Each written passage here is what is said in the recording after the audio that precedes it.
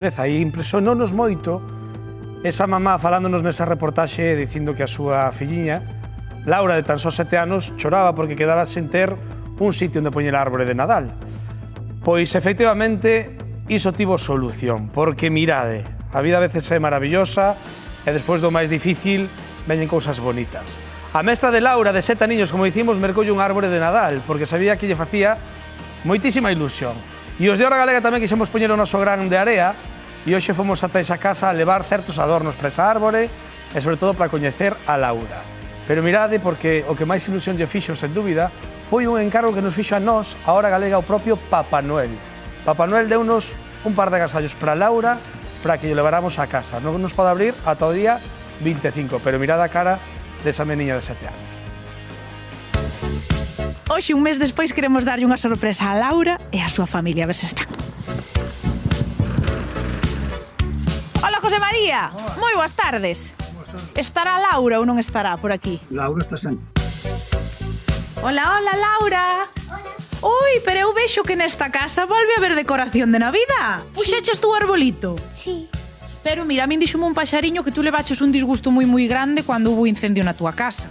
Sí. Me enteré mucho más después. Claro, tú tiñas disgusto tamén por non poder poñer o arbolito ahora que ven o Papá Noel e os Reyes, non? Sí. Además que viene mi cumple.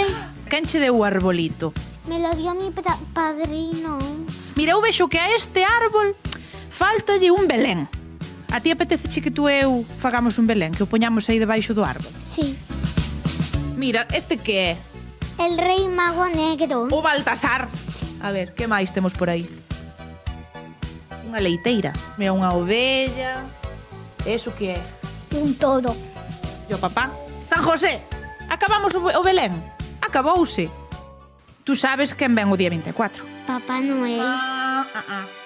E xa lle fixeches a carta? Xa lle pediches regalos? Sí. A ver, dimo a min oído. Maquinita de coser de juguete. Ai, que bonito.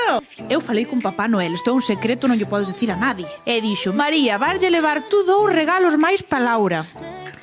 E teños aquí. ¿Y puedo abrirlos? No.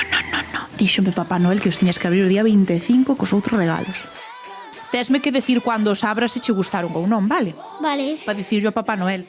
De acuerdo. Sí, prométesme que non o vas a abrir antes? Te lo prometo. Estaba che dicindo aí polo vagini que está deseando saber o que hai neses paquetes. Sí, es que ella es así muy ansiosa. ¿Habrá algo para ti? No sé. Astrid, como está, hermanita, despois do disgusto que levou, claro? Bueno, pues al principio, pues claro, se puso muy triste porque se le quemaron sus zapatitos y los adornitos de Navidad y bueno, pues sus cositas, ¿no?